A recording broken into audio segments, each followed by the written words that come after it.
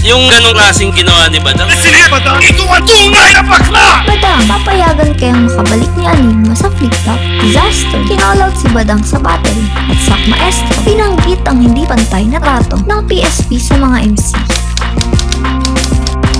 Naging kaabang-abang ang mga lineup ng PSP Gapo na ginanap noong nakaraang buwan dahil isa sa mga babattle ang International Battle MC na si Disaster. Nasa bansa kasi ito para mag-promote ng GTX sa Battle League nila ni Looney, kaya sinamantala na rin ito na makalapag sa PSP, at si Sak Maestro na kilala rin sa pag-battle ng multilingual ang itinapat sa kanya. Ang battle video ni Sak at Disaster ang unang nai-upload at tulad ng inaasahan ay agad itong umani ng libo-libong hits ilang oras pa lang ang nakalipas. Naging dikdikan ng laban ng dalawa na parehong nagpakitang gila sa pagbitaw ng magkakaibang lengguwahe. Nanaig si Disaster kay Sak Maestro sa score na 3-1. Mukhang hindi lang si Aklas ang nakaramdam ng iba-ibang pagtrato ng PSP sa mga MC dahil sa round 3 ni Sak ay nabanggit nito ang tungkol sa mataas na talent fee raw ni Disaster at round trip ticket pati na ang kalahating milyong talent fee ni Apex kumpara sa effort niya makakuha lang ng bonus na 50k. To be still okay, to talk about money, because there is an NDA. Round trip tickets from LA, fees they gave you quadruple pay. Aba ako nagkakabulol na sa extra 50k. Pinoy nga naman, kami na yung lahat. Pinoy ang mabait sa mga dayuan, pero ang lupit sa kapwa. Mr. The Apex yung 500k. Pinakita ang mata. Habang ako hindi pa rin Manila rin, singa. Saya. Ako magmakaawa. But I think it's kind of funny. When you're in the third world, everybody needs the money. Sa kabilang banda naman, na-call out naman ni Disaster si Badang na tila sagot raw sa mga pahayag nito tungkol sa anak ni Glock 9. Dinig na dinig naman ang tila pagkabuhay ng dugo ng audience na naghiyawan matapos magpaulan ni Disaster ng Tagalog verse nito.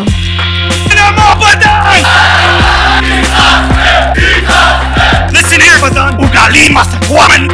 Malas ako ang karma mong bibigla habang di ka handa para to sa anak nila at sa lahat ng baby sa bansa! Mo, Badang! Ikaw ang tunay na bakla!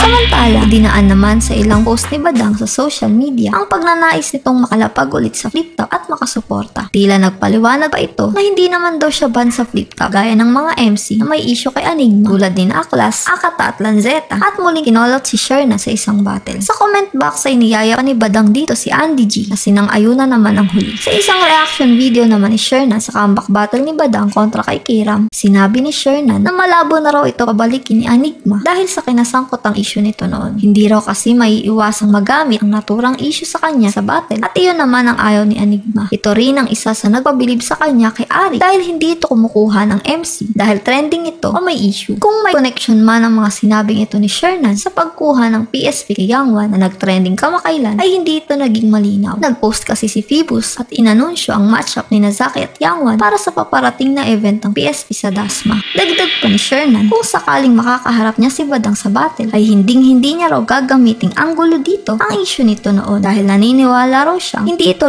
peace. Ipinaliwanag rin ni Shernan kung bakit ayaw niya ang pagdamay o paggamit sa mga bata sa battle dahil maaari raw itong makaapekto at pagmulan pa ng mga kaso ng bullying. Sa totoo lang, napakasela nung ganong salita, nung angulo para sa akin. So yan sa dahilan kaya ayaw talaga ni Arik na pabalikin si Badang sa flip-top kasi napakasela nung issue niya. At posible talaga makarinig tayo ng ganyan. Ako talaga sobrang saludo kay Enigma. Hindi siya basta-basta maano lang dahil may issue yung rapper. Kung ako makakalaban ni Badang, hindi ko gaganyan din yan. Iniwala ko yung ganong klaseng ginawa ni Badang. Ay nako, ayaw ko muna magsalita. Alam mo dumating yung araw, laban kami. Kaya ayaw ko na talaga mamit rin yung angle. At sabi natin invento. Yung mga bata, hindi nila alam itong battle rap. Sarang niya alam, magkakaiyakan na yan. Dito sa battle rap natin, ang katwira dito. Battle rap to eh. Kahit ano, pwedeng sabihin. Pero may papaliwanag mo ba sa bata yun? Na battle rap lang yun. Doon pumapasok yung bullying eh. Ako, sa pulo, iniwasan ko yun. Kasi kayang-kaya manalo ng hindi kailangan ng inosente o walang alam. Ngayon, kung ayaw nyo manood sa pulo, wala nang problema eh. Kanya-kanya kalayaan niya. Kung ang battle rap ay malaya, kahit ano pwedeng sabihin. Ako rin, may kalayaan akong mamili sa gusto ko. Ganun lang yun. Tapos, tayo na lang ang sa battle rap, tayo na lang. Sa ibang balitang hip-hop naman, Enigma may paalala sa mga fans ng flip-top. Hindi yung feel na feel mo masyadong opinion mo kasi kami nga hindi. Sa hindi pa napanood ang video ng pagtalakay tungkol dito, i-click lang ang nakikita sa screen. Sa susunod na video ulit.